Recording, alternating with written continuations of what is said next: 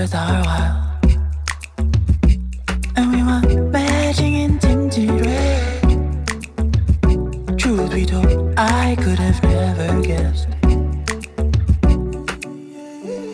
And I've been saying all day and night, alright, that there's a thing about us I like. And I've been saying all day and night, alright, that there's a thing about us I like. Can you feel it on your conscience? Super powerful, tugging heartstrings. Seeing is something else with you, but feeling is worth my while. And we were dancing in the Milky Way. Don't let it stop, I wanna be the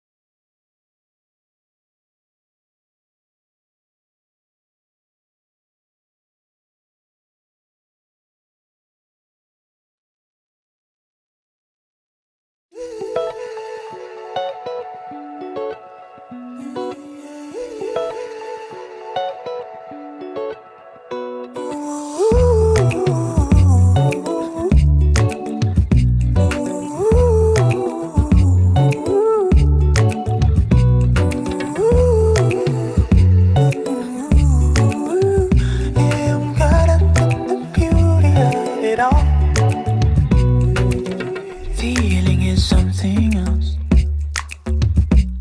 but seeing is worth our while. And we were matching in tinted red. Truth be told, I could have never guessed. And I've been saying all day and night, alright, that there's a thing about us I like. And I've been saying all day and night, alright, that there's a thing about us I like. Can you feel it on your conscience? Super powerful, tugging heartstrings. Seeing is something else with you, but feeling is worth my while. And we were dancing in the Milky Way. Don't let it stop, I wanna be the only one.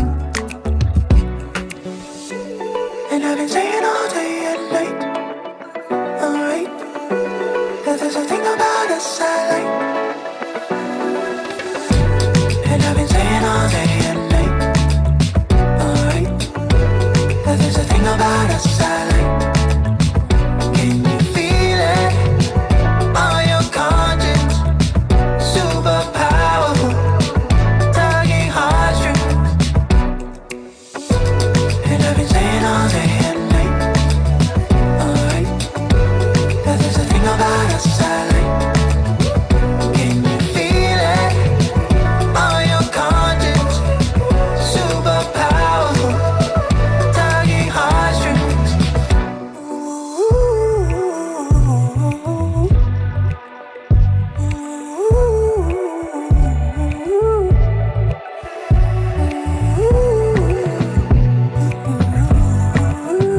Yeah, we got up in the beauty of it all. And I've been saying all day and night, alright, that there's a thing about us I like. Can you feel it on your conscience? Super powerful,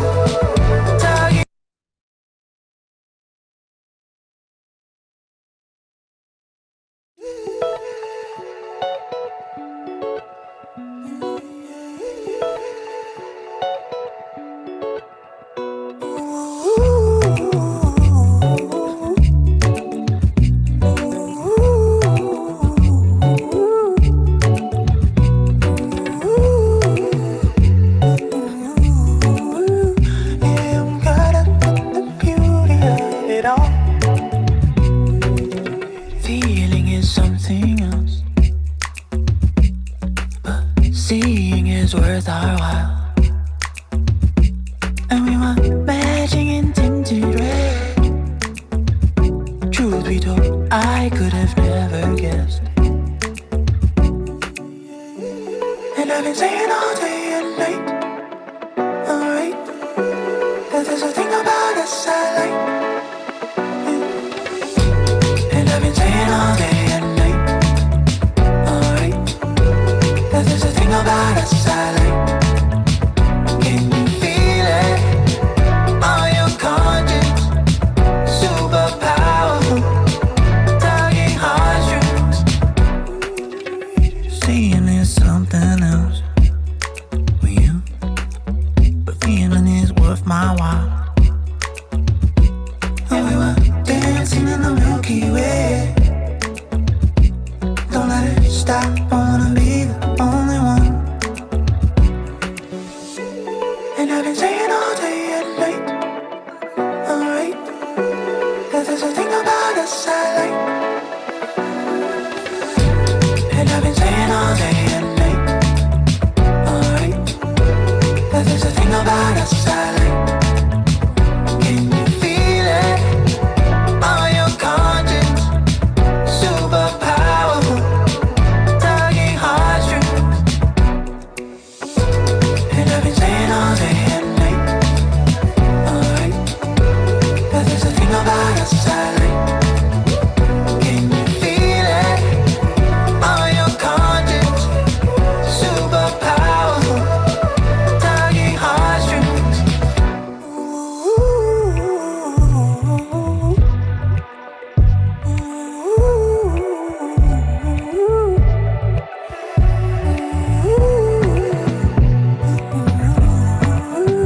yeah, we got up in the beauty of it all. And I've been saying all day and night, alright, that there's a thing about us I like. Can you feel it on your conscience? Super powerful, tugging.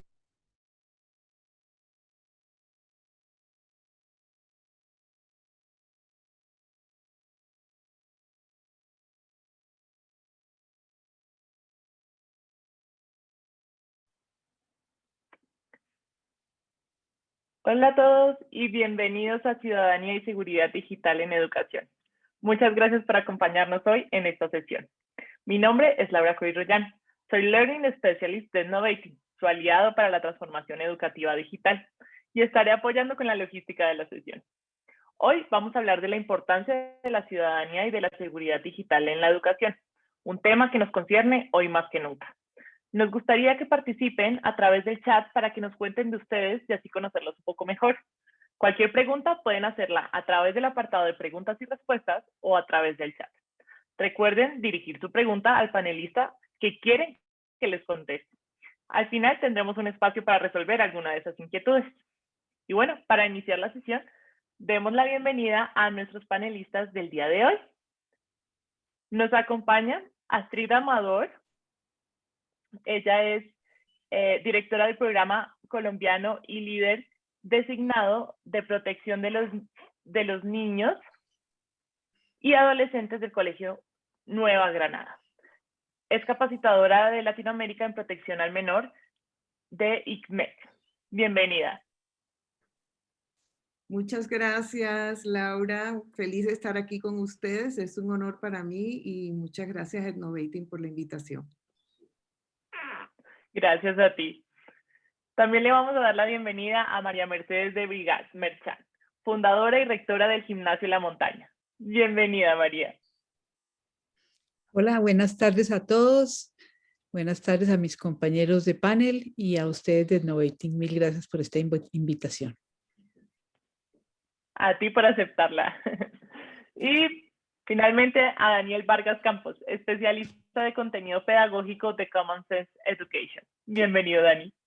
Hola Laura, primero que todo, pues me gustaría darte las gracias a ti y al resto del equipo de Innovating por invitarme a ser parte de este panel. Gracias a ti por venir. Y bueno, sin más rodeo ni preámbulo, los dejo con Natalia, Leona Amador. Ella es la directora de aprendizaje digital de Ednovating. Bienvenida, Nati, nuestra moderadora de hoy. Buenas tardes a todos. Gracias, Lau. Muchísimas gracias a Astrid, a María Mercedes y a Daniel por acompañarnos esta tarde de hoy para hablar sobre un tema que es muy importante tanto para los educadores, para líderes y para padres de familia. Como lo decía Laura, yo soy directora de aprendizaje digital, pero una de mis insignias y mis banderas es la ciudadanía digital. Así que creo profundamente en lo que vamos a conversar el día de hoy y espero que sea de mucho valor para ustedes. Yo voy a dar un pequeño abrebocas de por qué estamos unidos el día de hoy en esta sesión y principalmente mencionar algunas de los pilares de la ciudadanía digital. Como ustedes saben, desde antes de la pandemia, las habilidades del siglo XXI nos han pedido que tengamos e integremos la tecnología de manera coherente entre lo que es la vida de los estudiantes por fuera del aula de clases para que también tenga sentido por dentro y aprovechemos al máximo las herramientas tecnológicas en pro de su aprendizaje. Eso significa que tenemos que pasar por estos elementos de la ciudadanía digital que voy a mencionar ahora y además que seamos muy conscientes que independientemente de que estemos en pandemia o no en pandemia, estos elementos de la ciudadanía digital hacen parte de los estándares de estudiantes de ISTE, por ejemplo, en donde sí queremos que nuestros estudiantes estén empoderados como ciudadanos del medio digital. Algunas de las cosas que son importantes recalcar y que nos hemos dado cuenta que es fundamental es la etiqueta digital. Antes hablábamos de una etiqueta y efectivamente nuestros estudiantes no conocen todavía, ¿no? Así como teníamos el manual de Carreño para aprender todo lo que tenía que ver con etiqueta y comportamiento en sociedad, también necesitamos tener un manual y un proceso de enseñanza sobre cuáles son las etiquetas, así como saludamos en los correos, nos despedimos, si usamos mayúsculas, minúsculas. También la comunicación digital. Ha cambiado significativamente cómo nos comunicamos, ya sea por WhatsApp, mensajes de audio que ahora son tan populares, pequeños videos que podemos mandar por Telegram o Signal o WhatsApp. Y eso, por supuesto, significa que tenemos que adaptarnos a cómo nos comunicamos en esos medios. Por otro lado, la alfabetización digital, que esta es la más sonada y la más recurrente, porque sí, tenemos que aprender ese nuevo lenguaje que es el de los medios digitales y que ya no es tan nuevo, ¿no? Que ya tenemos bastantes décadas ahí encima de experiencia. Otro pilar y otro elemento de la ciudadanía digital que es muy importante es el tema de acceso digital. Durante la pandemia y particularmente en Colombia nos hemos dado cuenta que existe una inequidad muy importante con referente al acceso digital que tienen las personas de diferentes estratos socioeconómicos. Esto significa que tenemos que tenerlo muy en cuenta para desde nuestras posiciones velar para que haya un mayor acceso digital en toda la comunidad, específicamente en Colombia, ¿no? Por otro lado, está el comercio digital. Plataformas que antes no estaban, que no fueron concebidas para ser plataformas de comercio, se han convertido en eso, como Facebook, como WhatsApp, Instagram, en donde pues ahora podemos hacer transacciones a través de Internet. Entonces es muy importante aprender también cómo funciona el comercio digital, cuáles son los sitios seguros, cuáles son las políticas, etcétera. Por otro lado, hay un ambiente muy importante dentro de la ciudadanía digital que tiene que ver con el derecho, que tiene que ver con las leyes de protección de datos, que tiene que ver con el habeas data, la privacidad, la seguridad, de lo que vamos a hablar un poquito hoy. Y es esa ética alrededor de la tecnología y que obviamente tiene una repercusión en el derecho. Y finalmente, los derechos y responsabilidades digitales. No es solamente el derecho, también hay una responsabilidad de la cual vamos a hablar un poquito también más adelante, que hace parte fundamental del ser miembro de esta comunidad digital. También otro elemento que recalcaremos será hablar sobre la salud y el bienestar digital de nuestros estudiantes, nuestros hijos, nuestros profesores y también nosotros como líderes y padres de familia. Y finalmente, la seguridad digital.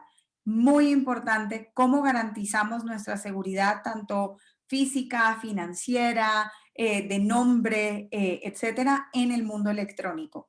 Así que con esto, habiendo tocado brevemente los elementos de la ciudadanía digital, quiero ahora darle el paso a nuestra primera panelista, a nuestro primer panelista, perdón, Daniel Vargas Campos, quien nos acompaña de Common Sense Education como especialista de contenido pedagógico y nos va a contar un poquito sobre quién es Common Sense Education y qué nos propone a todos para que tengamos una mejor implementación de la ciudadanía digital. Bienvenido, Dani. Gracias, Natalia. Y pues primero me gustaría comenzar recalcando que los temas de los que tú acabas de hablar están súper alineados con el contenido y el currículo y los recursos que voy a compartir hoy con la audiencia. Bueno, pues antes de compartir el trabajo que mi equipo viene adelantando en torno a este tema de la ciudadanía digital, me gustaría comenzar dando un poco del contexto sobre la organización con la que trabajo.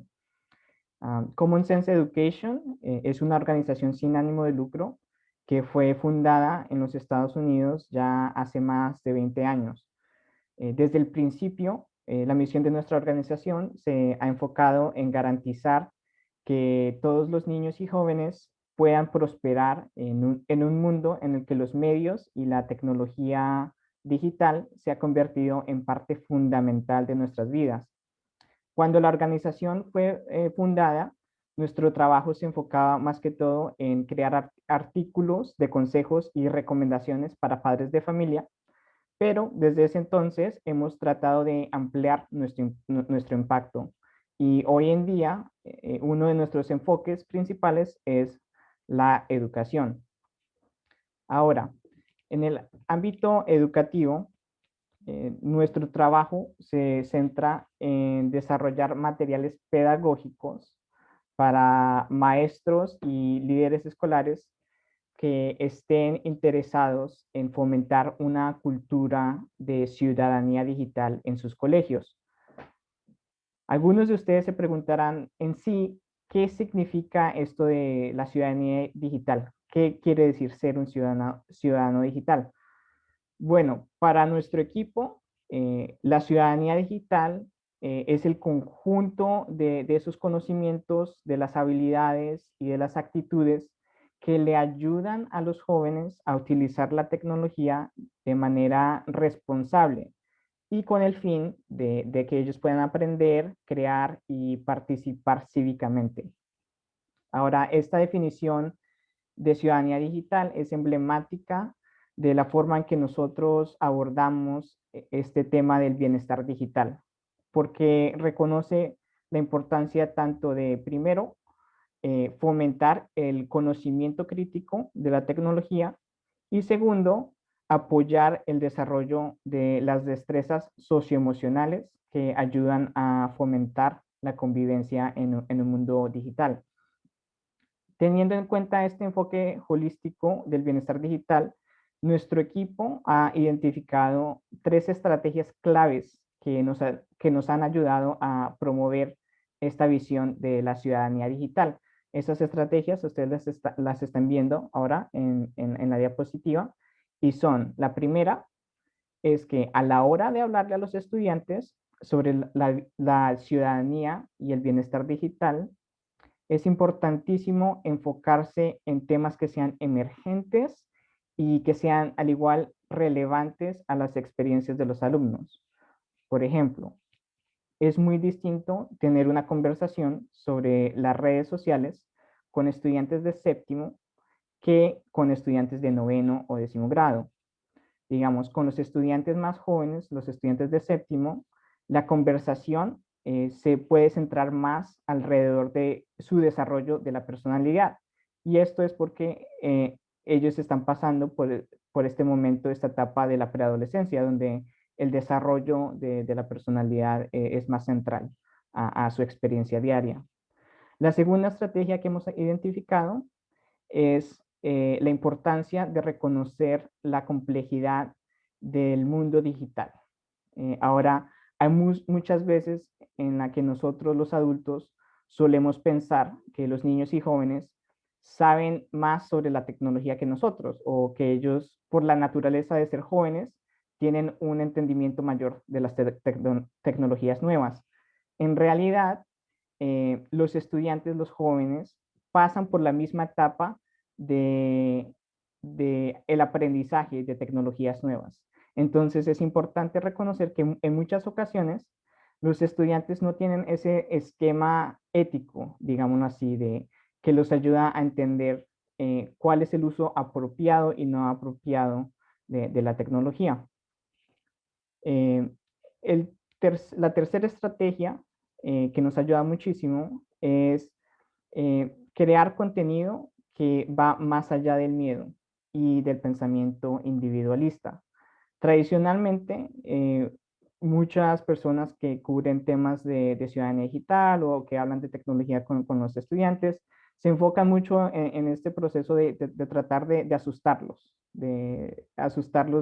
tú le puedes decir a un estudiante joven, no use las redes sociales porque de pronto puedes encontrar cyberbullying, y lo que esto conlleva es que los estudiantes, en vez de tratar de desarrollar ese entendimiento crítico de la tecnología, empiezan a utilizar estas tecnologías sin ningún tipo de herramientas que los ayuden a navegar la complejidad de los ambientes digitales que ellos viven. Ahora, en base a estas estrategias que acabo de compartir, nuestro equipo ha desarrollado un currículo escolar para estudiantes de primaria, de preescolar, de primaria y de secundaria. Nuestro currículo está compuesto de 73 planes de clase y cada uno está alineado con un grado escolar y con uno de nuestros 6 temas principales.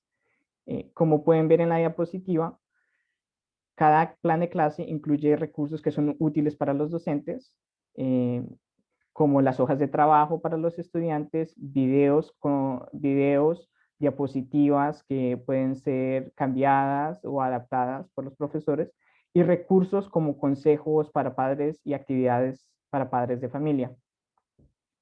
Como les venía diciendo, el currículo está organizado en torno a lo que nosotros hemos identificado como 6 temas principales de la ciudadanía digital. Cada plan de clase se enfoca en enseñar un concepto que está alineado a uno de estos 6 temas. Y para que tengan una idea de los conceptos que cubrimos en el currículo, les voy a dar una breve introducción a cada uno de los temas. Nuestro primer tema es el tema del equilibrio de los medios y del bienestar. Este tema se enfoca en que los estudiantes desarrollen una relación sana entre ellos y las tecnologías digitales o los dispositivos que ellos usan en sus vidas diarias. El segundo tema es el tema de la privacidad y la seguridad.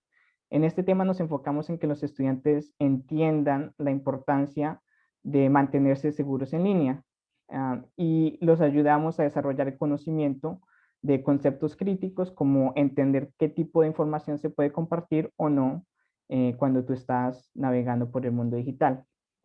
El tercer tema es el tema de la huella digital y de la identidad. Ahora, este tema se enfoca en que los estudiantes entiendan cómo las actividades que ellos hacen en línea y el rastro digital que estas producen pueden impactar tanto su desarrollo de la identidad, al igual que la reputación y las identidades de las personas que lo rodean.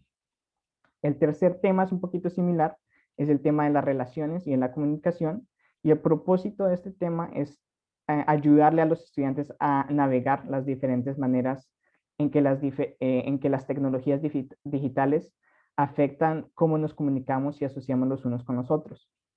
Digamos, con las redes sociales es común estar expuesto a audiencias anónimas. Es importante que los estudiantes sepan cómo manejar ese tipo de relación. El quinto tema es el tema del cyberbullying, las expresiones de odio y el drama digital. Nuestro enfoque en este tema es ayudarle a los estudiantes a entender cómo ellos pueden parar la incidencia del ciberabuso cuando ellos así de ellos sean la víctima o los witnesses de este tipo de eventos. Nuestro último tema es el tema de la educación de los medios de comunicación y de las noticias. Y aquí nosotros nos enfocamos en que los estudiantes es ir más allá de la desinformación, y nos enfocamos mucho más en que los estudiantes aprendan a ser creadores y consumidores responsables de los medios de comunicación y de las noticias. En términos de nuestra pedagogía, las actividades de nuestro currículo están diseñadas para fomentar el pensamiento crítico y la reflexión. Y aquí pueden ver ejemplos de tipos de actividades que nosotros hemos organizado en nuestros planes de clase.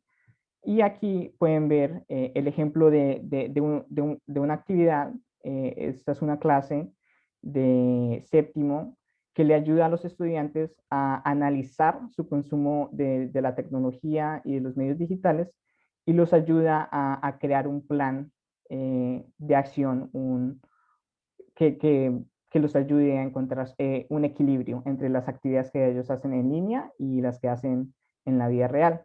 Y ese plan de clase viene acompañado de unos recursos familiares que le pueden ayudar a los padres de familia a continuar el aprendizaje en casa, perdón. Y pues bueno, este es el contenido y ejemplos de contenido del proyecto de Common Sense.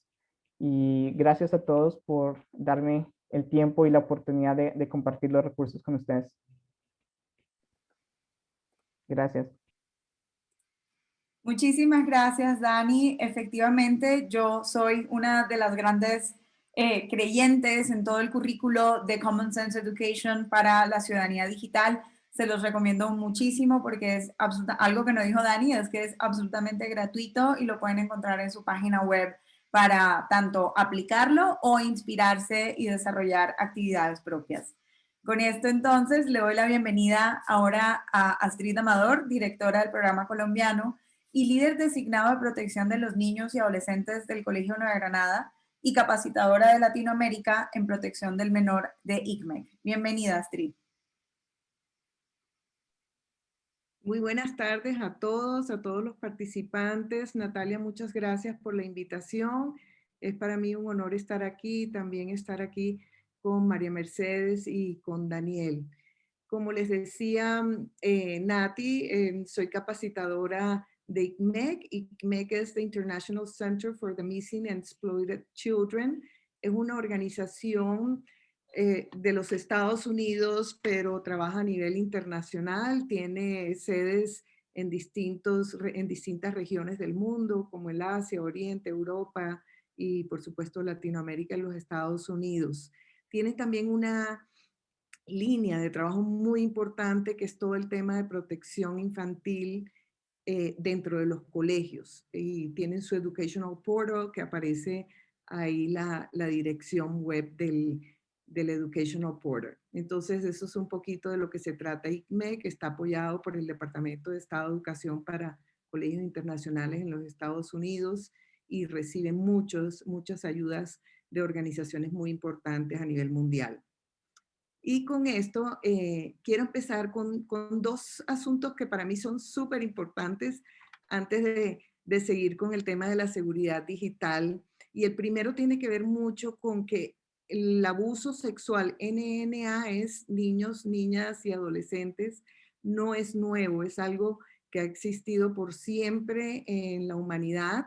En estos tiempos, afortunadamente, conversamos más del tema de protección al menor, hay leyes, hay decretos, hay regulaciones, los colegios ya estamos todos muy pendientes y cuidando mucho todo el tema de protección al menor. Y también está la Convención de los Derechos de los Niños que firmaron alrededor de 192 países en el año 1989, y todo eso ha ido creando una conciencia mundial y también la oportunidad de que se reporte y se hable del tema del cual antes no se hablaba. Entonces, importante tener en cuenta, el abuso sexual de los menores no es un tema nuevo ni es algo que esté sucediendo más en estos momentos. Y lo otro que también es muy importante es que tenemos que cambiar. Muchas personas tienen ese pensamiento que el Internet es como un demonio que se nos ha metido en la vida. El Internet nos brinda posibilidades maravillosas, por ejemplo, esta de estar aquí hoy reunidos, conversando, tocando temas tan importantes para la educación y la formación de nuestros niños y jóvenes, nos permite conectarnos mejor con las familias y también acceder a contenidos e información de manera importante, ágil y rápida. Y bueno, sin mencionar pues las oportunidades que nos brindó para el aprendizaje a distancia en todo este tiempo de pandemia y donde hemos tenido que estar en cuarentena. Entonces, empezaba con eso y seguimos con el tema de por qué es importante en estos tiempos de emergencia del COVID o de cuarentena, todo el tema de seguridad en línea. Por supuesto, los niños están más tiempo en línea, los papás, la mayoría, no solo están más tiempo en línea, sino que están trabajando aún más tiempo desde casa y hay esa sensación de seguridad o de percepción de seguridad de que porque los niños están en casa, están seguros. Pero tenemos que tener en cuenta que sí, hay una seguridad importante por estar en casa, pero los niños también están navegando por un medio que tiene algunos aspectos que pueden ser inseguros. Y así como nosotros les brindamos herramientas a nuestros niños pequeños, a los más grandecitos y a los adolescentes de cómo cuidarse y protegerse cuando salen a la calle, o no dejamos que un niño de 5, 8, 9, 10 años vaya solo al parque y le decimos, no recibes dulces de un adulto extraño, no hablas con los extraños. Es decir, les damos mecanismos para que ellos puedan autogestionar su seguridad y sentirse tranquilos. Igual lo hacemos con los más adolescentes, les brindamos herramientas. Entonces tenemos que entender que estando en casa hay esa percepción de seguridad, pero están navegando por otro medio y tenemos que brindarles esas herramientas para que ellos puedan navegar con seguridad. También ha sucedido que hay un material más exclusivo, por llamarlo de alguna manera, gratuito. Material exclusivo me refiero a pornografía de adulto, material de abuso sexual infantil. Y así como las bibliotecas digitales abrieron al mundo de la educación una gran cantidad de material gratis para facilitar y también para tener nuevos clientes después de la cuarentena, también el mundo de la pornografía abrió todo este material de manera mucho más accesible a todas las poblaciones durante la pandemia. El otro tema importante es que ya los maestros no están viendo lo que los niños hacen en casa cuando estamos en educación virtual, entonces es imposible pues tener ese control. Y como bien lo decía Dani, nuestros niños y jóvenes tienen miedo porque no hemos tenido esas conversaciones importantes, no les hemos brindado todas las herramientas, porque también ellos han escuchado que hemos demonizado el Internet y también los hemos juzgado muy fuertemente cuando cometen errores y se desprotegen. Encontramos también que el consumo de pornografía de adultos lleva a que las personas cuando consumen mucha pornografía de adulto terminen también consumiendo material de abuso sexual infantil y por supuesto encontramos también una mayor dependencia de Internet tanto de los adultos como de los niños y los jóvenes porque es la manera en que estando encerrados pueden tener una vida, digamos, algo de vida social. Entonces, todo esto nos lleva a que sea un tema realmente muy importante. Y vamos a mirar qué es la explotación sexual del menor en línea, lo vamos a ver muy, muy rápidamente. Son actos de naturaleza sexual, que todo tiene que ver con el mundo digital o el mundo del Internet y donde se comercia o se transmite en vivo videos, imágenes o contenidos.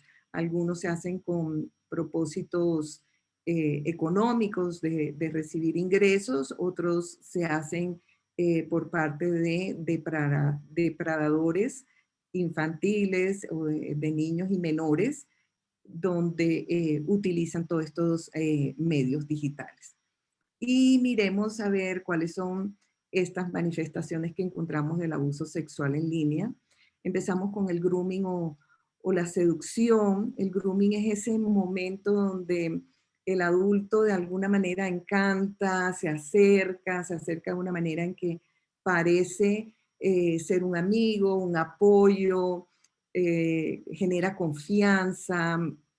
Por lo general son personas muy simpáticas y muy agradables, no solo para los niños, sino también para los adultos.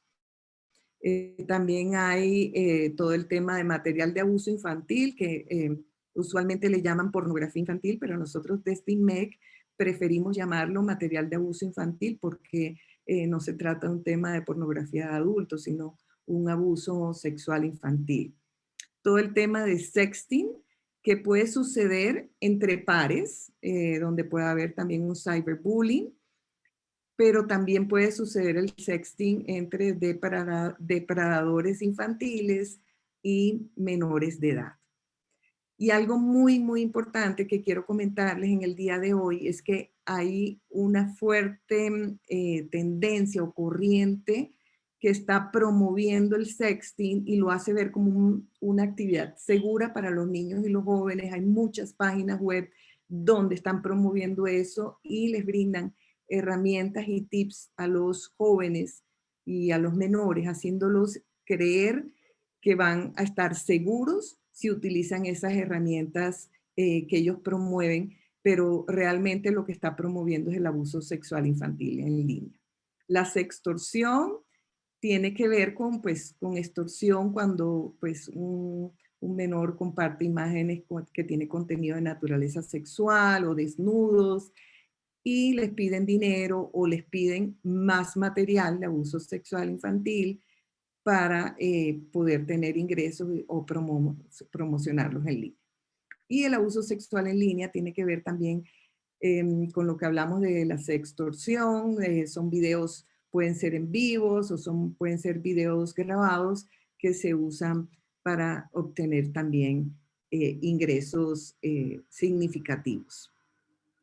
Importante que en los colegios hagamos un seguimiento a todos los estudiantes de ver cómo está su salud socioemocional en estos momentos, no solo de pandemia, sino de cuarentena, de encierro, que hemos tenido tantos cambios en la vida. Pero que tengamos mucho cuidado y estemos muy, muy cerca, tanto emocionalmente como en el diálogo entre las personas, por ejemplo, los consejeros o los directivos de los colegios, los maestros, con estas poblaciones. Por ejemplo, los niños o las familias extranjeras muchas veces no tienen las redes familiares que tienen las personas pues, que son del país o que son de la ciudad. Algunos no hablan el idioma, no tienen amigos. Eso los hace muy, muy vulnerables porque lógicamente su vida emocional no fluye de la manera más adecuada. Los niños y las niñas y los adolescentes que tengan discapacidades, es muy difícil para ellos a veces entender cómo protegerse o cómo manejar mejor el internet para estar seguros y estar tranquilos. Y por supuesto, con toda esta pandemia, la cuarentena y todo lo que nos ha tocado, todos los cambios que nos ha tocado tener para poder proteger la salud, ha traído algunas consecuencias importantes a nivel de familia, como es el maltrato intrafamiliar. Ha habido divorcios porque pues, no han podido con el encierro o estar juntos. Ha habido separaciones forzadas también, porque ha habido miembros de la familia que se han tenido que quedar porque cerraron aeropuertos. Ha habido dificultades económicas, muertes también por el COVID. Entonces, todo esto genera mucha ansiedad, mucho estrés y pues son niños que tenemos que estar pendientes de lo que puedan estar viendo en su casa porque los hacen vulnerables. Y lógicamente el encierro tampoco ayuda a la salud mental. Entonces también estar pendiente de todos los niños porque todos hemos estado muy ansiosos con el tema del encierro y de no poder compartir con todas las personas que están pues, más cercanas a nosotros. Y bueno, algunas recomendaciones importantes para los colegios en estos tiempos de cuarentena y de un mundo distinto. Siempre en cuarentena o no en cuarentena, nuestro primer propósito es el bienestar de nuestros niños. Siempre, siempre deben estar por encima el bienestar socioemocional, el aprendizaje de los niños. Los profesores, los directivos y todo el staff del colegio es responsable y tenemos que tener eso muy, muy en nuestro pensamiento y en nuestro corazón, que somos responsables del cuidado de los menores. Debemos tener políticas y protocolos de protección al menor antes de pandemia, ahora en aprendizajes virtuales, en pandemia, deben ser todavía revisados con más detalle para también tener protocolos para el aprendizaje y la enseñanza virtual.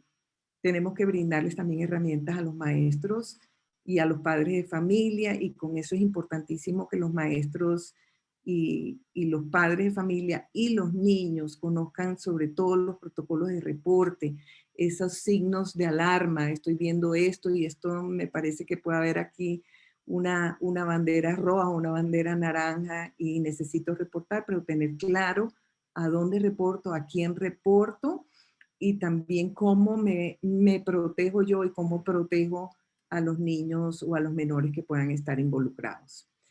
El diálogo intergeneracional o el diálogo entre generaciones, y ahí me refiero a maestros y alumnos y padres de familia y alumnos, importantísimo. Hay que hablar claramente del tema de seguridad. Denme un segundito.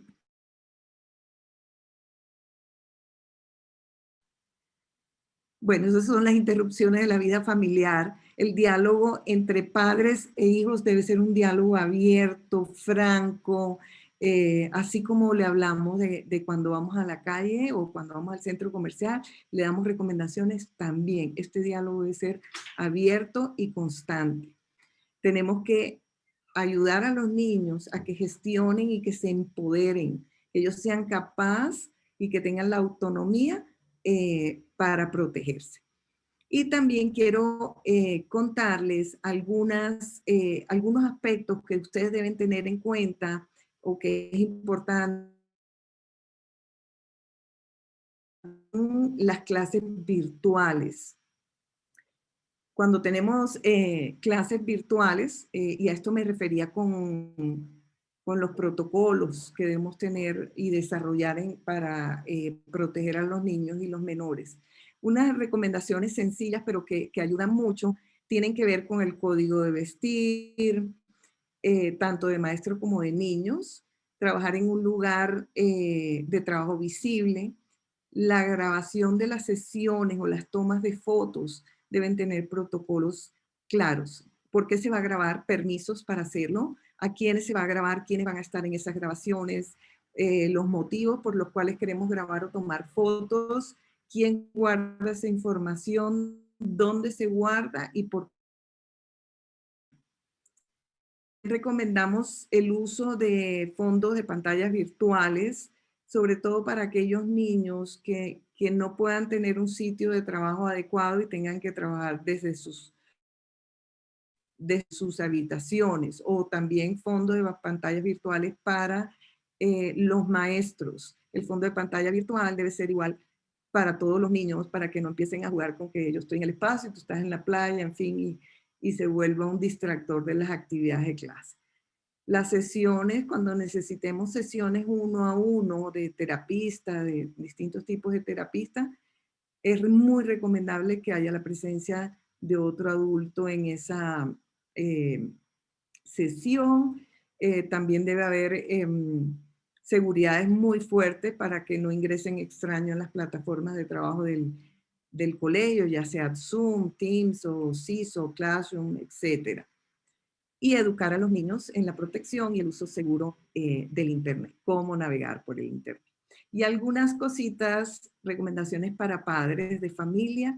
La mejor herramienta de seguridad que podemos tener para nuestros hijos es esa relación y esa conversación de generaciones que yo les comentaba ahorita, en torno a la tecnología. Saber que ellos van a estar protegidos, cometan los errores que cometan.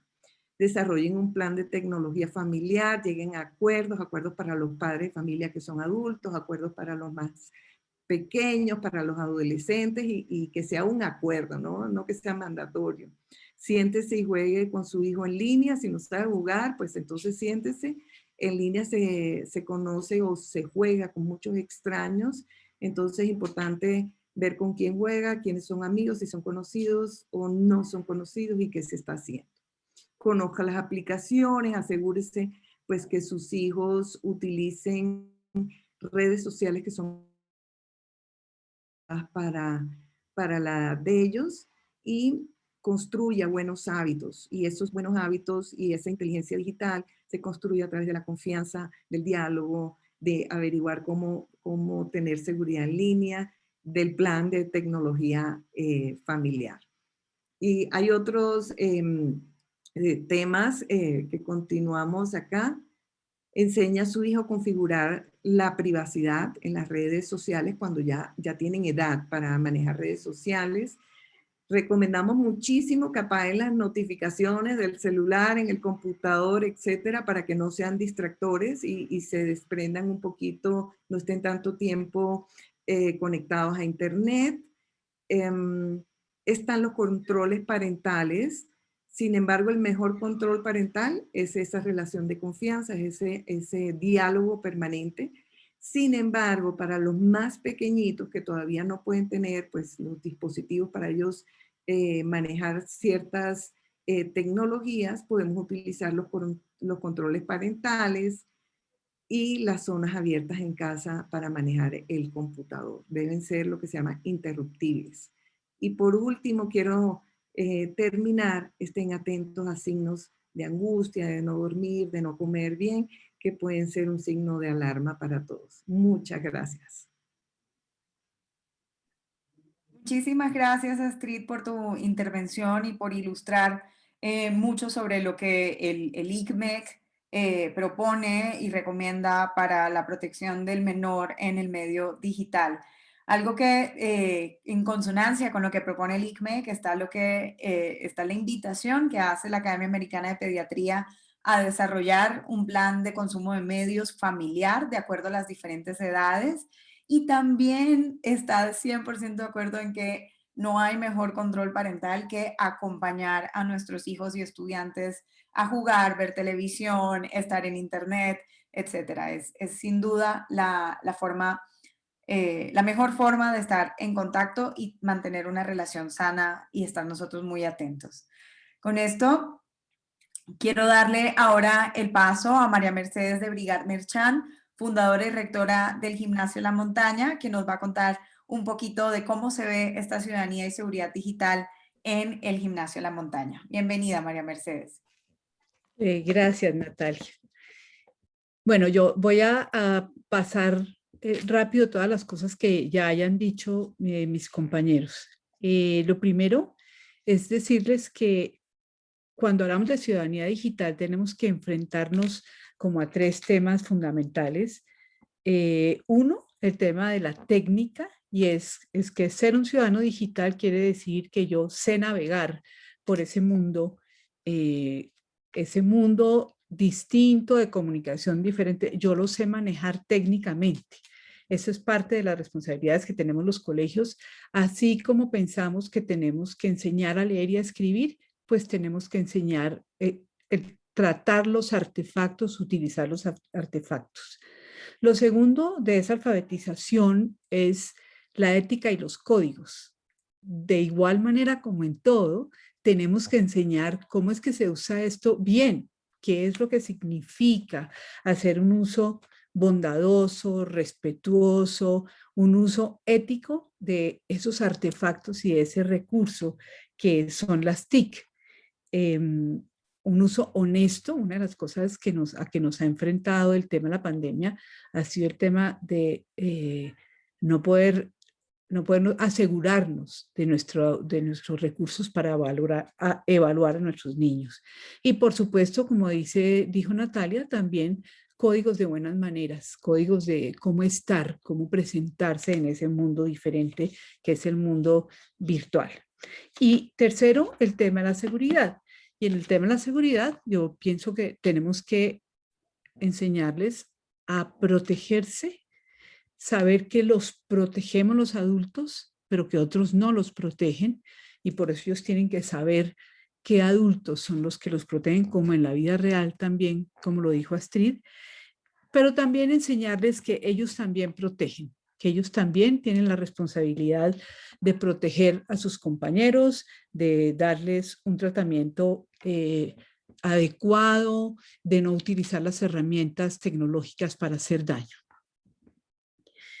Con ese propósito, y digamos, tratando de darles muchos elementos a nuestros estudiantes, el Gimnasio de la Montaña, antes de pandemia, quiero decir, antes de pandemia, inició un proceso como de revisar de qué manera, desde el año 2008 introdujimos un programa de tecnología de las TIC en general, muy importante y que fue bandera durante todos estos años, y en el año 2019 resolvimos hacer un documento que fuera como un documento de lo que se llama el uso responsable de la tecnología, que nos permitiera darle a toda la comunidad herramientas, códigos, protocolos para saber qué es lo que se puede hacer y qué es lo que no se puede hacer en el tema del mundo virtual. Hago una precisión, y es que ese manual de uso seguro y responsable de la tecnología está alineado con otros manuales del colegio, como la política de tratamiento de datos y como la política de protección del niño. Entonces, hay momentos donde eso remite a otros manuales. Voy a contarles un poquito de qué se trata, y esto va a ser mi exposición. Ese manual de uso responsable de la tecnología arranca por un capítulo que se llama Principios para el uso responsable. Nos interesa siempre que todo lo que hagamos esté fundamentado en principios, no en normas, y no centrado en las prohibiciones o las obligaciones, sino qué principios hay detrás de eso. Y dentro de esto partimos de unos principios, un principio fundamental de que la tecnología hay que manejarla de una manera reflexiva y consciente, que la tecnología no está ahí y yo voy actuando de una manera como se me va ocurriendo, sino que como en todas las cosas que hago tengo que pensar en el impacto que puedo causar, bueno o malo. Segundo, un principio muy importante es, en el mundo virtual practicamos los mismos valores que practicamos en el mundo real. No está permitido maltratar en el mundo virtual como no está permitido en el mundo real. Tercero, hemos insistido mucho en que tú eres el dueño de tu aparato y tú respondes por lo que pasa con ese dispositivo. Y de igual manera, cuando tú no eres el dueño de un dispositivo, tú no puedes hacer cosas que no harías con tu dispositivo, porque la persona dueña tiene la responsabilidad. Esos son como unos principios que están detrás de todo nuestro planteamiento. En segundo lugar, nuestro manual habla de unos propósitos. ¿Para qué es la tecnología? Y hemos definido de una manera muy clara que la tecnología en el Gimnasio de la Montaña tiene un propósito, primero que todo, educativo. Esa es nuestra misión, ese es nuestro encargo social. Entonces, lo primero que tenemos que hacer es brindar como todas las herramientas para que la tecnología se vuelva un aporte a todo el proceso pedagógico. Y siempre tenemos la pregunta, cada vez que llega un artefacto, y ustedes saben que llegan muchos, ¿esto sirve de algo para la educación? ¿Esto le aporta valor al aula de clase o no? ¿O es para otros escenarios, pero aquí no nos aporta valor y no nos queremos convertir en los consumidores de todo lo que nos va llegando? Porque a veces son como llamamos gallitos, un gallo que uno dice, uy, qué chévere, pero a ver, le aporta algo al propósito educativo, y si no, pues lo dejamos para afuera. Un segundo propósito es el propósito de la comunicación. Básicamente, obviamente dentro de la vida escolar, la tecnología ha sido un elemento fundamental para comunicarnos.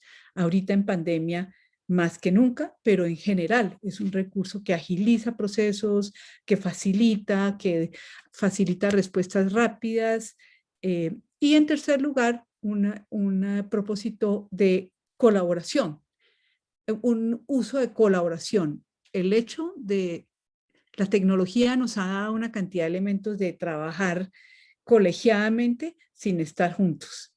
Y entonces, por ejemplo, cuando construimos un documento entre varios, cuando revisamos documentos, cuando aportamos a un trabajo que está haciendo alguien, o estas plataformas nuevas que van abriendo posibilidades de colaboración, pues ese es un recurso maravilloso. Estamos convencidos de que tenemos ese deber, de que nosotros tenemos el deber como colegio de preparar a nuestros estudiantes para abordar de una manera enriquecedora ese mundo de la tecnología. El tercer punto de ese manual es los dispositivos. ¿Cuáles son los dispositivos y qué usos podemos hacer de los dispositivos? Pues claro que cuando hablamos de dispositivos podemos hablar de N cosas. No voy a nombrarlas acá, pero les voy a poner un ejemplo de cómo está construido ese manual. Tenemos una parte del manual que dice, por ejemplo, con respecto al computador. Los niños de kinder a tercero van a usar siempre computadores del colegio, en actividades controladas por los adultos. Estoy hablando en términos generales, no en pandemia. Digamos, lo que yo voy a hablar en general no está centrado en la pandemia. Los niños de cuarto van a empezar a manejar un computador que manejan ellos solamente, es un computador que el colegio les entrega y les dice, tú vas a manejar esto es del colegio, pero vas a aprender cómo se maneja un equipo que es tuyo. Y a partir de quinto, todos van a tener su computador personal. Y eso lo vamos organizando. Entonces vamos diciendo, los niños hasta tal grado no pueden sacar el computador a un recreo. Solamente lo pueden usar en tales condiciones tienen que estar adultos. En fin, ese capítulo de dispositivos habla también de los celulares, habla de los audífonos, habla de los relojes inteligentes, va poniendo como cuál es la lógica de cada uno y qué es lo que se puede o no se puede dentro del colegio. Detrás de esto hay una invitación a los papás, siempre, que es no llene a su hijo de dispositivos, no le dé dispositivos que no son para su edad, que él no puede manejar. Hay una cantidad de cosas que un niño no puede manejar, un niño no maneja un carro. Y de igual manera hacemos como mucha insistencia en que los niños tengan dispositivos solamente aquellos que puedan manejar y no tengan datos sino hasta la edad en que los pueden manejar. Bueno, más adelante voy a tocar ese tema también. Luego tenemos el tema de acceso a Internet, que siempre es como una pregunta que tenemos en los colegios. ¿Cómo hacemos? ¿Qué hacemos con Internet? ¿Dejamos que los niños puedan entrar libremente a Internet? ¿Quién puede? ¿De qué manera organizamos como nuestros accesos? El Gimnasio de la Montaña tiene un servicio de Internet para toda la comunidad. Todo el mundo puede entrar a Internet. Tenemos filtros, controles y monitoreo. Pero necesitamos que toda la comunidad pueda acercarse a Internet porque ese es un recurso pedagógico muy importante. Y de igual manera, nuestro manual dice de qué manera preescolar y primaria acceden a Internet, de qué manera escuela media, de qué manera bachillerato, cómo lo pueden manejar los visitantes. Vamos siempre estableciendo la gradualidad, lo que sirve, lo que aporta. Un quinto punto que tenemos en nuestro manual es el tema de cuentas institucionales. Nosotros a cada niño que llega a partir de segundo le damos una cuenta institucional, un correo del Gimnasio de la Montaña y toda la comunicación que vamos a tener con él virtual va a ser a partir de esa cuenta institucional. Y esa cuenta institucional le abre las posibilidades de participar, digamos, de las plataformas que utilizamos, le abre la posibilidad de entrar a Classroom, de Drive, todas esas plataformas se le abren a partir de su cuenta institucional y de su correo. Esas cuentas institucionales Las tienen también todos los trabajadores hasta que se van del colegio y las mantienen nuestros exalumnos cuando se van. Cancelamos las cuentas cuando llevan un año inactivas, pero mientras tanto, si un exalumno se está conectando con nosotros o entre ellos a través de su cuenta del colegio, es bienvenido y nos encanta, nos parece una manera fácil de tenerlos ahí. Y hablemos del correo electrónico, porque esto de las cuentas institucionales pues le da acceso a los niños y a toda la comunidad a entrar al correo electrónico, al chat, a una manera de comunicarse digitalmente. Nos comunicamos por correo electrónico, nos comunicamos cuando no es la comunicación verbal con los papás, nos comunicamos a través del correo electrónico. Nos comunicamos entre nosotros a través de un chat interno y no nos comunicamos institucionalmente por WhatsApp, ni le comunicamos a los padres por WhatsApp, nada.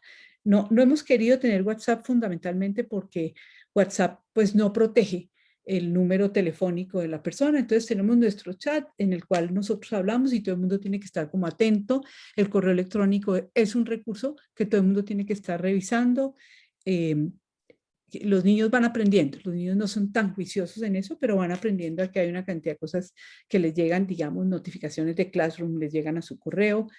Y tenemos como una herramientica de emergencia que es los mensajes SMS cuando vamos a avisar que el bus no va a pasar porque hubo paro o lo que sea. En lo que respecta a las redes sociales, insistimos a los padres de familia nuevamente en que los niños solamente accedan a redes sociales cuando les corresponde. Así como en otras cosas hablamos del consumo de licor, del consumo de cigarrillo, de igual manera les decimos, las redes sociales tienen unas edades, tienen como una censura, digamos, y solamente es aceptable un niño en Facebook a partir de tal edad. Lo que todos sabemos es que los niños mienten y dicen, yo sí tengo 14 años. Insistimos mucho a los papás en esto. Usted haga ese control. Ayúdele usted a su hijo a que él entienda que las cosas tienen un momento. Y para eso insistimos en que los papás estén informados. A veces los niños saben más que nosotros y eso pues no es tan conveniente, porque entonces no nos podemos volver su acompañante, su consejero, si no entendemos los lenguajes que utilizan. Y finalmente tenemos como unas políticas de seguridad muy importantes en las redes, en todo el tema de Internet, unas políticas de seguridad donde le pedimos a la gente que utilice contraseñas seguras. A mí eso me cuesta un trabajo enorme, que utilice contraseñas seguras, que tengan puestos los softwares antivirus, que no compartan contraseñas. Ahora cuando iniciamos con las salas de Zoom tuvimos que enseñarles a los niños. Los niños han aprendido muchas cosas en esta pandemia de cómo es que es ese mundo virtual utilizado adecuadamente. Y tenemos un último punto que no me voy a detener porque Astrid ya habló un poquito sobre eso, que es el tema de recomendaciones para la casa.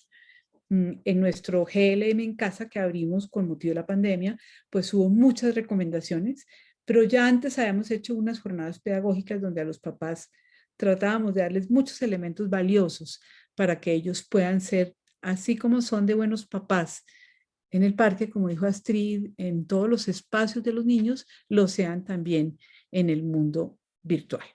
Muchas gracias. Muchísimas gracias, María Mercedes. Me encanta saber todo lo que están haciendo desde el Gimnasio La Montaña, porque veo claramente que hay cosas muy puntuales que apoyan el proceso de los estudiantes y también de los padres de familia y los docentes. Es decir, la comunidad entera está alineada para ir hacia o por velar el bienestar de nuestros estudiantes y de los mismos miembros de la comunidad en el mundo digital.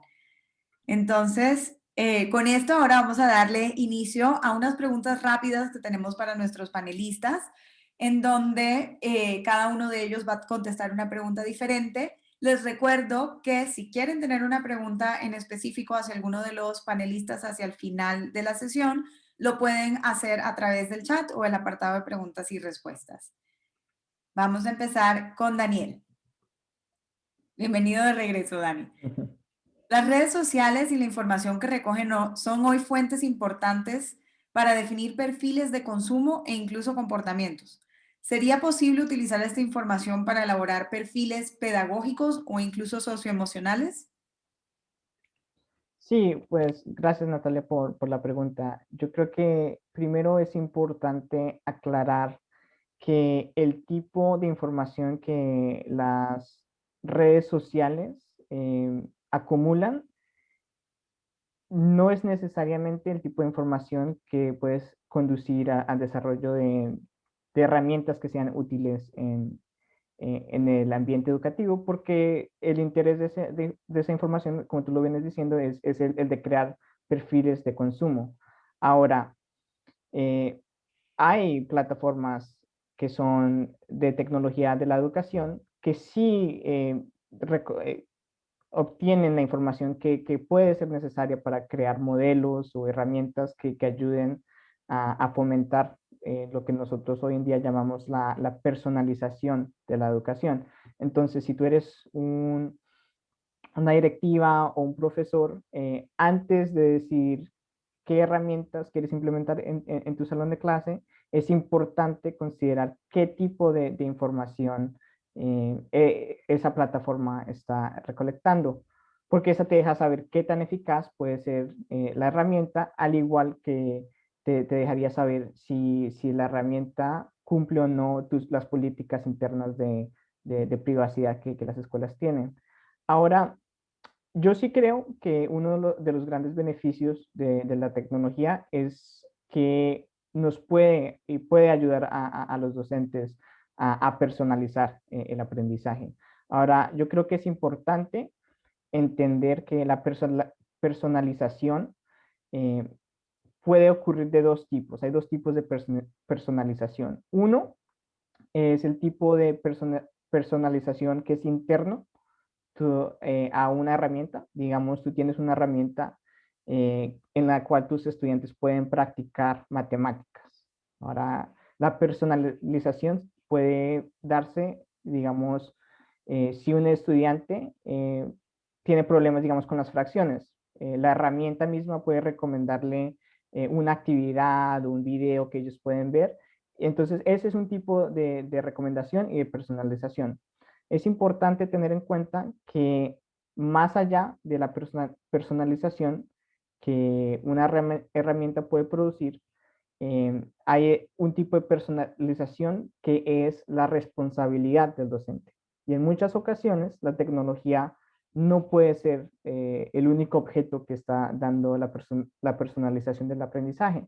Eh, es importante que los profesores también entiendan cómo las tecnologías que ellos usan en el salón impactan el aprendizaje de los estudiantes. Por ejemplo, puede haber estudiantes que su estilo de aprendizaje eh, está más alineado con, digamos, ver videos y, digamos, otros grupos de estudiantes, su estilo de aprendizaje es más apropiado o se les facilita el aprendizaje si están en situaciones o en actividades que son más creativas. Entonces, ese entendimiento de cómo personalizar en términos de las actividades pedagógicas que los estudiantes hacen, es importante tenerlo en cuenta. Muchísimas gracias, Dani. Sí, justo estaba buscando algo para mostrarles aquí en mi celular, a ver acá, que es esta herramienta de Screen Time que nos permite, o tiempo en pantalla, que nos permite también entender cómo nosotros estamos consumiendo el tiempo en pantalla de nuestros propios dispositivos, ¿no? Que también hace parte de esa alfabetización digital, de cómo usamos herramientas para mejorar nuestro bienestar y balance digital. Muchísimas gracias, Dani. Vamos ahora con Astrid. La protección de los menores siempre ha sido y sigue siendo un gran desafío para las escuelas. ¿Cómo ha afectado el universo tecnológico por el que hoy navega el alumno en la labor de protección de los niños? En su percepción, ¿la tecnología ha amplificado el problema?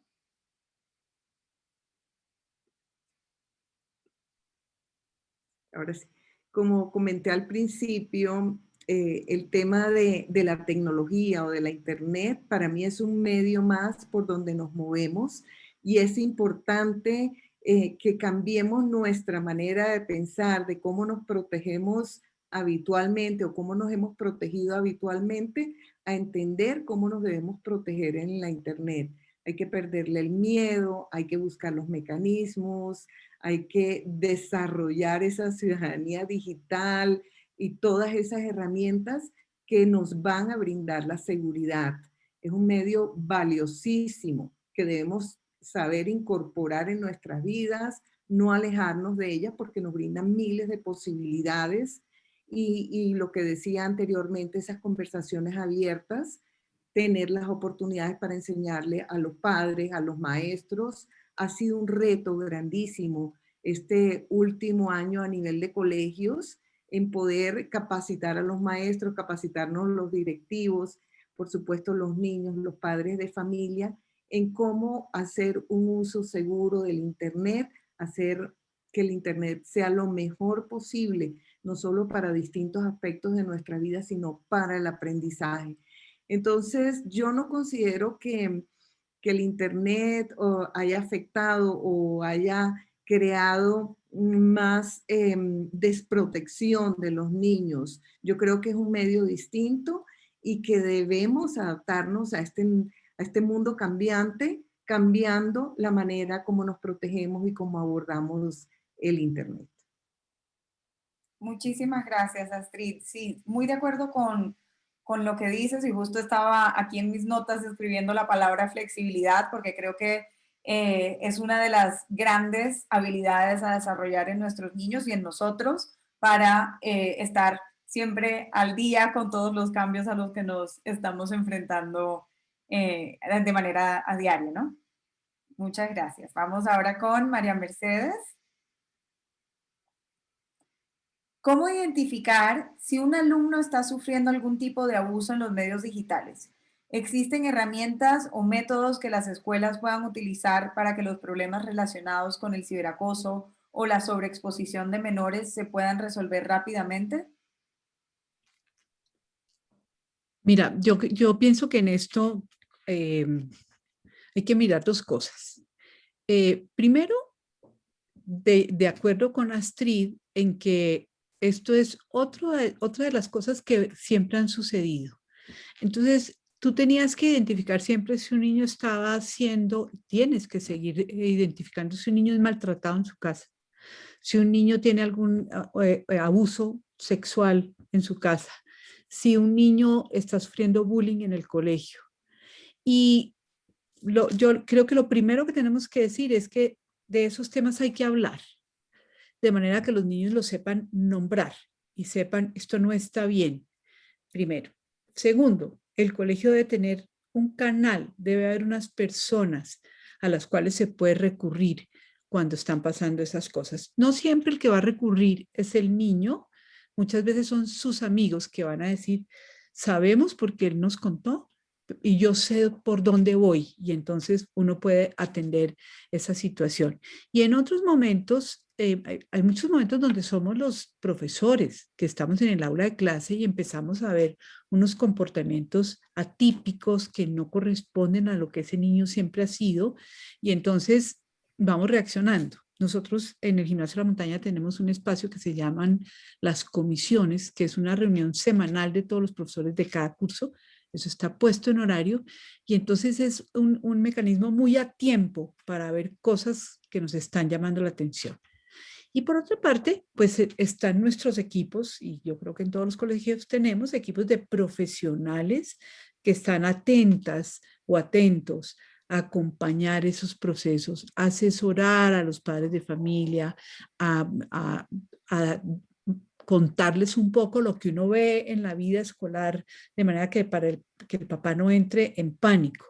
Y yo aquí voy a hacerle una cuñita a Te Protejo, a una aplicación que tenemos, que manejamos desde Red Papás, que se llama Te Protejo, porque Te Protejo es una línea de denuncia muy poderosa, muy potente, en la cual usted, papá, usted, maestro, puede denunciar casos de abuso, casos de acoso y y es muy eficiente, muy efectiva en el sentido de que eso se va a las autoridades y no solamente a las nuestras, sino se va a las autoridades del mundo entero. Entonces podemos hacer cerrar páginas, podemos, cuando tenemos información. Cada día hay más denuncias en Te Protejo. Durante la pandemia, pues hemos tenido muchas más. Recomiendo mucho que lo hagamos muy vivo esa herramienta. Muchísimas gracias, María Mercedes. En efecto, Te Protejo es una herramienta increíble porque, como lo decía María Mercedes, está conectado con la policía, está conectado con Interpol también. Entonces, esto les permite a ustedes como maestros, como padres de familia, también brindar esta herramienta para que los mismos niños la utilicen como un canal para advertir de que algo está sucediendo o denunciar una situación. Muchas gracias, María Mercedes. Vamos ahora a nuestra segunda ronda de preguntas y volvemos con Dani. Dani, la difusión de información falsa en Internet y en las redes sociales tiene un impacto mucho mayor que la información verdadera. Ujú. ¿Cómo combatimos esto a través de actividades dentro de las escuelas? ¿Cómo ayuda la tecnología a este combate? Bueno, yo creo que hay dos formas en que las escuelas pueden ayudar a sus estudiantes a navegar este nuevo mundo de la desinformación en línea. La primera es implementar recursos como el currículo de ciudadanía digital. O hay otra plataforma súper útil y reciente que viene de España, es una organización que se llama Learn to Check. Eh, y la importancia de implementar este tipo de recursos en los colegios es que le ayuda a los estudiantes a desarrollar el conocimiento de cómo la desinformación en línea ocurre y cuáles son, digamos, las pistas clave que le pueden ayudar a los estudiantes a entender cómo navegar este fenómeno. Eh, entonces, ese es como desde un punto de vista del conocimiento, ¿no? Hay otra, digamos, otra perspectiva también que hace parte de este problema de la desinformación, es el ámbito de, digamos, de la convivencia, ¿sí? Al fin y al cabo, la desinformación no solo es un problema de la verdad y las mentiras, es un problema de convivencia. Entonces, es importante que los colegios, las directivas, entiendan que, o que le comuniquen a sus estudiantes que no compartir noticias falsas es parte fundamental de crear una sociedad en la que es sana, ¿no? Eh, para nosotros los adultos, digamos, cuando nosotros hablamos de la desinformación, solemos enfocarnos digamos, el impacto más distópico, ¿no? Entonces, si tú escuchas sobre los fake news, digamos, en las noticias, el mensaje que tú recibes es uno de alarma, ¿no? Te alarman, dice, las noticias falsas son el fin de la democracia, cosas así.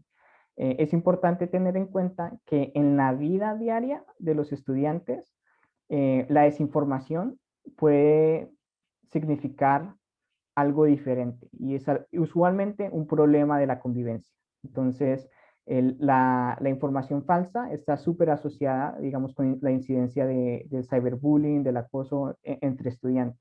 Si tú te pones a pensar, digamos, la primera instancia o la primera relación que un estudiante puede ver eh, o de la información falsa puede ser, digamos, un rumor en la escuela. Digamos, puede ser alguien que crea una cuenta falsa en Instagram o en WhatsApp para compartir rumores falsos sobre un compañero de clase. Entonces, es importante también que los colegios, al igual que toman una perspectiva del conocimiento, ayudarle a sus estudiantes a desarrollar el conocimiento crítico para entender las noticias falsas, que también tomen esta perspectiva de la convivencia y del desarrollo socioemocional que se enfoca en las relaciones que los estudiantes tienen los unos con los otros y con la sociedad eh, cívicamente, ¿no? Al fin y al cabo, la verdad y las noticias verdaderas son un proyecto colectivo, ¿no? Entonces es importante entender las matices de esta problemática. Súper, Dani, muchísimas gracias. Y me encanta porque vuelves a tocar sobre un punto que mencionaba María Mercedes, y es la importancia de que ellos mismos, o sea, sean capaces de identificar o sean ellos mismos los que ya traen luz sobre lo que está sucediendo ante otros, y pues cuál es la responsabilidad o la corresponsabilidad que tenemos frente a ese compartir noticias falsas o denunciarlas, ¿no? Que no se queden ahí nada más. Vamos entonces con Astrid. El ciberacoso es algo que afecta a una gran cantidad de estudiantes en todo el mundo.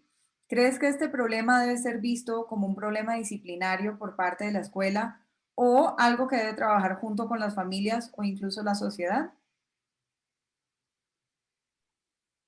Bueno, yo quiero empezar diciendo que el ciberacoso es un crimen y como un crimen debe ser manejado. Entonces debe ser trabajado con la sociedad, debe ser trabajado con el Estado, debe haber normas y leyes que protejan a los menores.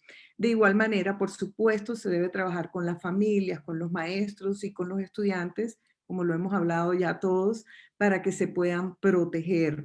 Entonces, es un problema de Estado, de país, y se debe denunciar, se debe reportar, porque la manera de controlar o de prevenir que el ciberacoso continúe sucediendo es que se reporte, que se haga conocer.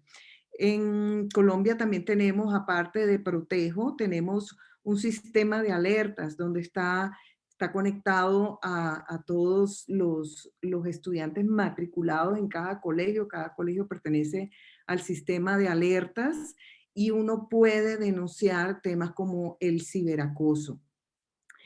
Esto es teniendo en cuenta cuando son adultos con menores, pero también existe el ciberacoso que ya es un tema entre estudiantes que puede ser como un cyberbullying, que debe ser manejado, ahí sí debe ser manejado como un tema disciplinario. Entonces tenemos dos aspectos importantes. El ciberacoso cuando es un adulto con un menor o el ciberacoso entre dos menores de edad. En cuanto al tema disciplinario, debe estar claramente definido en los manuales de convivencia, las sanciones que esto conlleva. En Colombia tenemos el Comité de Convivencia Escolar que deben manejar estos casos y se deben reportar y se debe hacer todo el debido proceso para las sanciones que se deben llevar a cabo.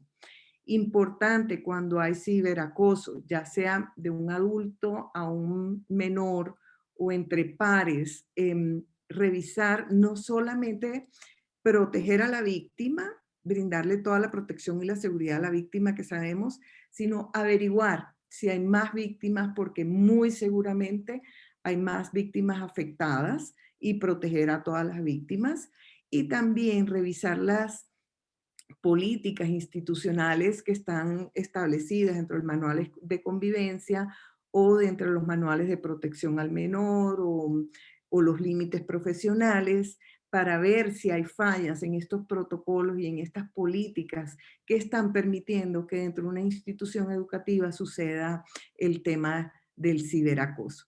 Entonces tenemos que verlo desde dos puntos de vista. Es un crimen cuando es un adulto y un menor y es un tema también disciplinario. Muchísimas gracias, Astrid. Creo que algo fundamental de todo lo que nos compartes tiene que ver con el hecho de tener esos protocolos muy claros, como también lo mencionaba María Mercedes y lo mencionaste anteriormente, para que podamos darle seguimiento a cada uno de los casos y velar por la seguridad de nuestros niños. Y finalmente, vamos con María Mercedes, a nuestra última pregunta.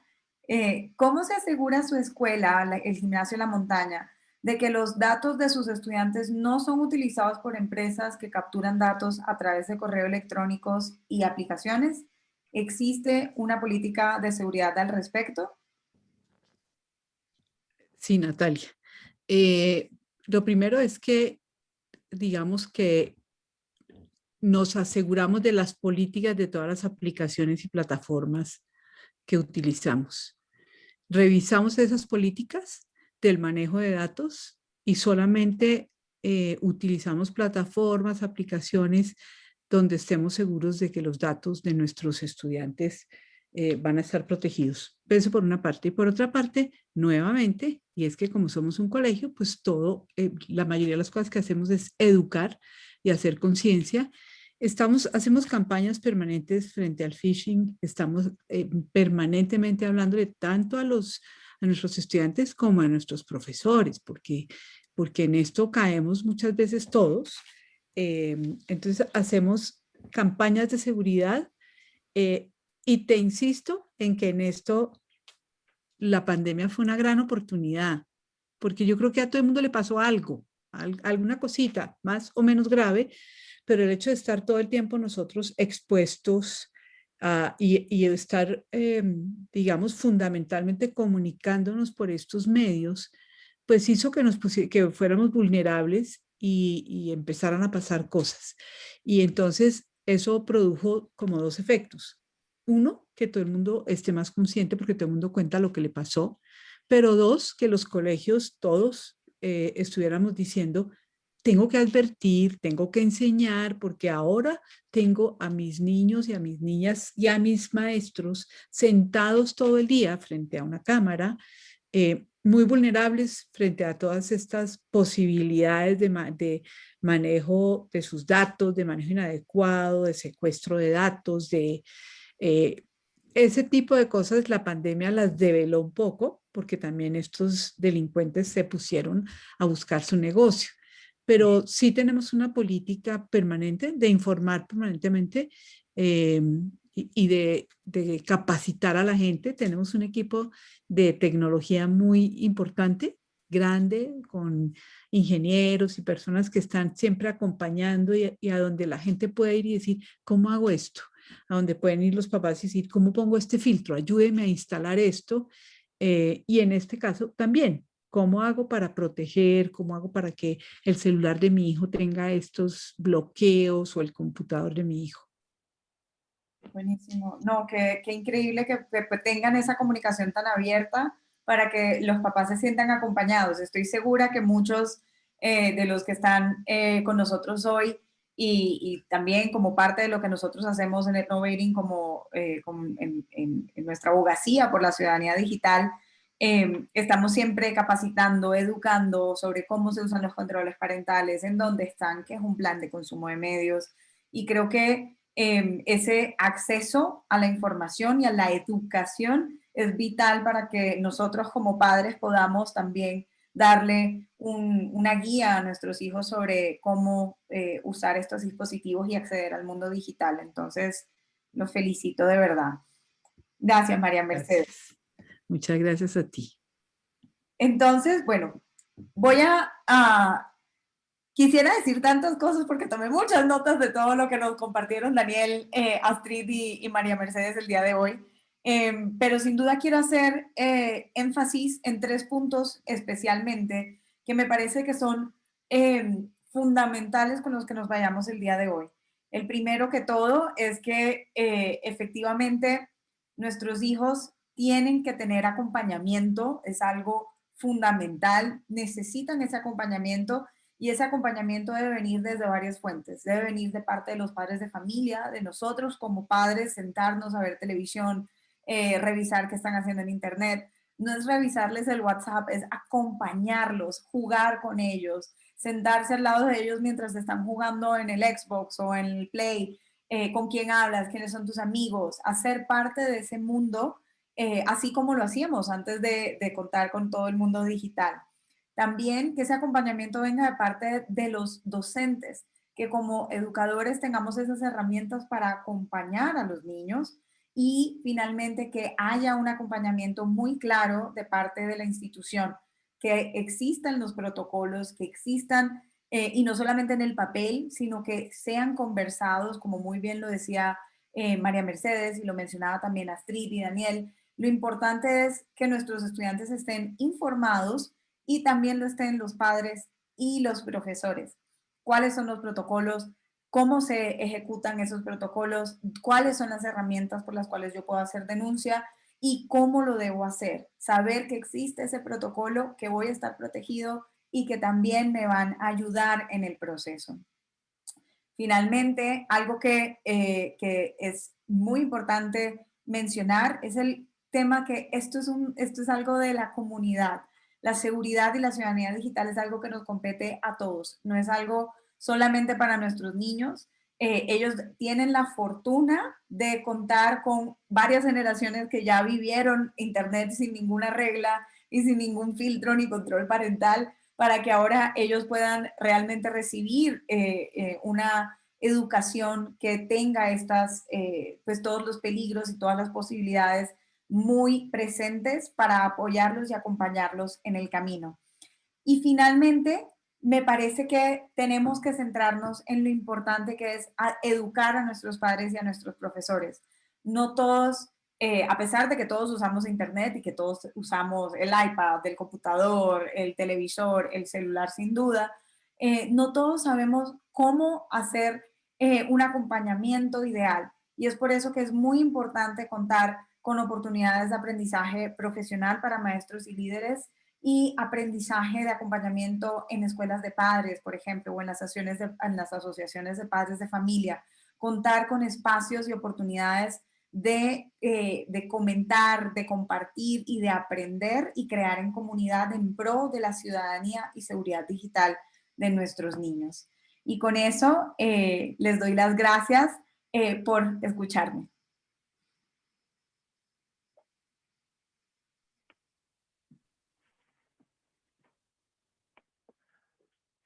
Muchas gracias, Nati, y sobre todo muchas gracias a todos nuestros panelistas. Gracias por esas intervenciones. Creo que ha sido de gran utilidad para todos, la verdad. Ahora, como lo prometimos, abrimos la sesión de preguntas y respuestas. Ya saben que pueden participar a través del chat o a través del apartado de preguntas y respuestas. Eso sí, recuerden dirigir su pregunta al panelista que quieren que les conteste. ¿Listo? Entonces, por aquí tenemos una pregunta. La primera es para Daniel. Daniel Vargas. Las TIC han generado un gran impacto tecnológico sobre la educación. ¿Cuáles crees que serán los principales desafíos en los próximos años? Gracias, Laura, y gracias por la persona que me hizo esa pregunta. Yo pienso que pensando no solo en el contexto de la pandemia, sino también de la pospandemia, es importante pensar desde el punto de vista de las directivas, uno, cuál es el uso más efectivo de la tecnología educativa en sus comunidades escolares y desarrollar, como lo venía diciendo María Mercedes, un plan de uso responsable o un manual que le ayude tanto a los profesores como a los estudiantes a entender ese esquema digital al que están expuestos. Desde el punto de vista, ya pensándolo desde los ámbitos socioemocionales, yo creo que uno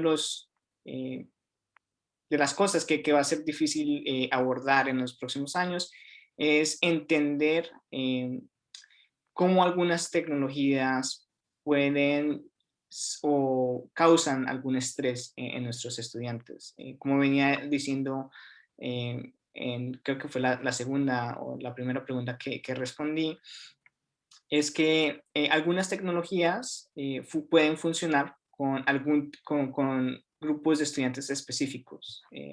Entonces, este tema de la personalización de la educación, ¿qué significa en tu comunidad escolar?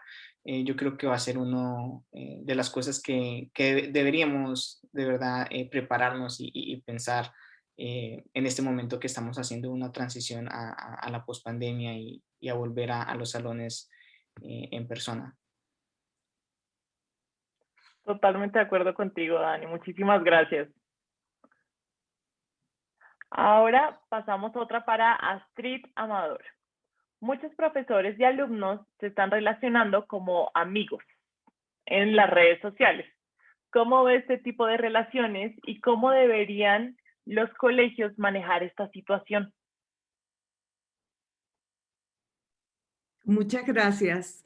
Bueno, yo parto del principio en que los profesores son guías, acompañantes del proceso de aprendizaje de los estudiantes. Entonces, en tiempos, en relaciones normales, no somos amigos de los estudiantes, somos guías. Hay una relación de confianza, de respeto, de responsabilidad y cuidado del uno por el otro.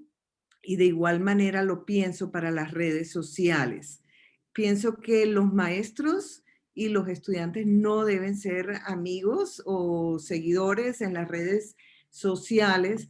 Y también recomendamos que los colegios tengan claramente una política de los límites profesionales para los maestros. Tener políticas de límites profesionales donde esté claramente establecido, por ejemplo, ese tipo de situaciones, si somos amigos o no en las redes, si podemos hablar por WhatsApp o no, por dónde nos podemos comunicar o por dónde no, brinda seguridades al maestro porque sabe lo que está correcto para su institución, sabe cómo proteger al menor y de igual manera le brinda oportunidades a los estudiantes de saber cuándo se pueden estar pasando esa raya de los límites profesionales, de esa relación que debe haber, una relación sana, linda, respetuosa, pero que tiene que tener límites y los límites deben ser muy, muy claros y siempre teniendo en la mente el bienestar de los menores. Entonces, los colegios deben desarrollar esas políticas. ¿Cuáles son esos canales? Como decía María Mercedes ahorita, no se conversa por WhatsApp con los estudiantes porque el maestro accede al teléfono personal. Deben haber unos canales para poder tener conversaciones por medios digitales con los estudiantes, pero deben ser los canales institucionales o los correos institucionales.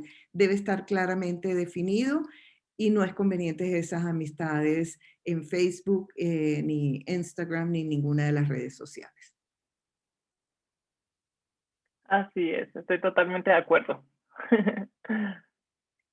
Bueno, y nos están preguntando, para María Mercedes, ¿cómo los profesores podemos apoyar a nuestros estudiantes para defenderse frente a posibles acosadores que se puedan encontrar en línea? Gracias, Pedro. A ver, Pedro, gracias por esa pregunta. Yo creo que los profesores, nuestro rol no es enseñarles a defenderse, porque no hay manera de defenderse de un acosador en línea. Yo creo que nuestro rol es ponerlos con las personas o las organizaciones que los pueden proteger. Insisto en que si tú eres un profesor sensible y percibes cambios de conducta, es importante recurrir a lo que tenga la institución. Las instituciones todas tenemos maneras de funcionar diferentes. Puede ser el director de grupo, pero puede ser también alguien del departamento de psicología, o bueno, cada quien tiene formas distintas, o el oficial de protección de los niños, como sea. Pero yo creería que el rol del profesor clave es detecto, abro la puerta de la comunicación y remito al que sabe de eso, al que le va a ayudar a manejar la situación. Lo que nosotros como profesores podemos hacer permanentemente es dar ese mensaje de siempre cuenta cuando te está pasando algo con lo que no te sientes cómodo. Los adultos estamos para ayudarte. Siempre cuéntalo. Y siempre, y no te vamos a castigar ni te vamos a juzgar, sino aunque te hayas equivocado, porque podría ser que un niño cuando resuelve contar ya se ha equivocado y le da miedo que uno le diga, pero ¿cómo fuiste a darle el teléfono, lo que sea? Entonces es mantener esa comunicación muy tranquila, muy serena, ven, te oigo, sí, ahora vamos a remediar esto, vamos a ver quiénes son las personas que te pueden ayudar. Y por una parte eso y por otra parte, yo pienso que es un deber de los colegios siempre la comunicación abierta con los padres. Estas cosas, salvo que sea un padre el que está maltratando o el que está acosando, pero estas cosas el colegio no se puede sentir con la potestad de resolverla solo, porque los niños nos han sido entregados por unos papás que son sus acudientes legales. Entonces, hay que orientar a los papás para que no entren en pánico, para que sepan que eso es el momento que estamos viviendo, que les vamos a ayudar, pero que ellos van a ser las personas clave en ese momento, que el niño se va a agarrar es de ellos, que ellos son los que están ahí todo el día en su casa, son los que pueden ver su computador. El papá necesita mucha ayuda porque el papá se angustia terriblemente cuando siente que su hijo ha sido vulnerado. Empieza a sentir como sentimientos de culpa, decir yo no lo cuidé, yo porque no le dije, yo trabajo mucho. Bueno, entonces uno tiene que tranquilizar a ese papá, pero darle herramientas y hay que entregarle la situación al papá, que es el progenitor. Entonces, y recurrir como a todas esas organizaciones que tenemos esa tarea. Sí, pues está el grupo Opciones, está el grupo, no me acuerdo ahorita cómo se llaman, los de maltrato a los niños, está Red Papás, somos muchos, está esta organización que nos está diciendo Astrid hoy. Somos organizaciones que estamos pensando en el bienestar de los niños. Entonces tú ahí tienes un montón de posibilidades de entregar el caso después de que lo has acogido, le has mostrado, estás seguro conmigo, pero te voy a llevar donde alguien que te pueda ayudar más que yo. Así es, muy importante, claro que sí, María. Pues muchísimas gracias a todos. Aquí tenemos, a ver, una última, creo que tiene la mano levantada. María Casas.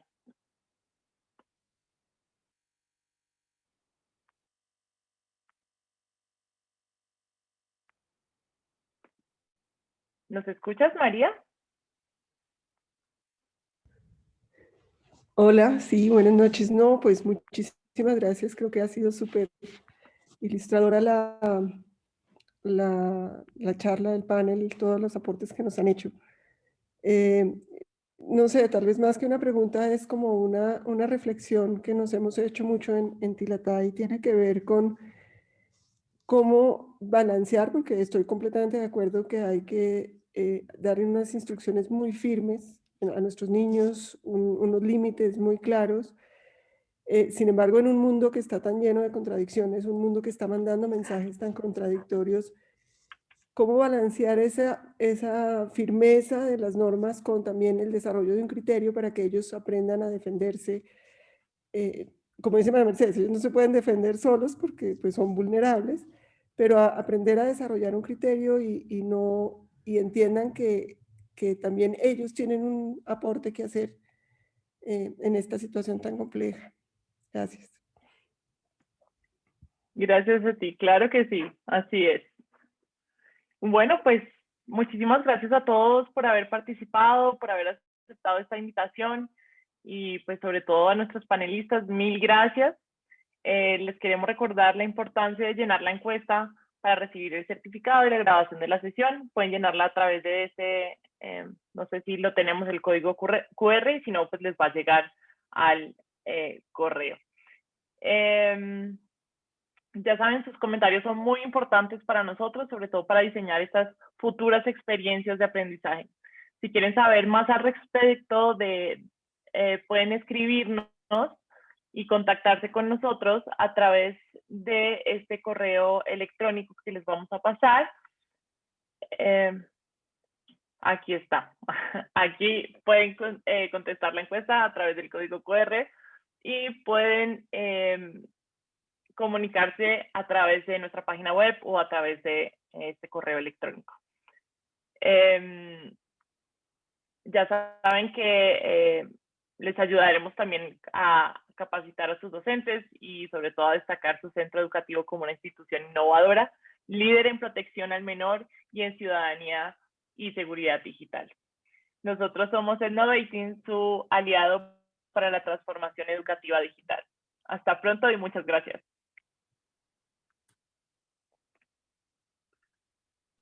Muchas gracias. Gracias, Daniel. Gracias, María. Gracias, Astrid. Gracias, Lau. Gracias a vosotros.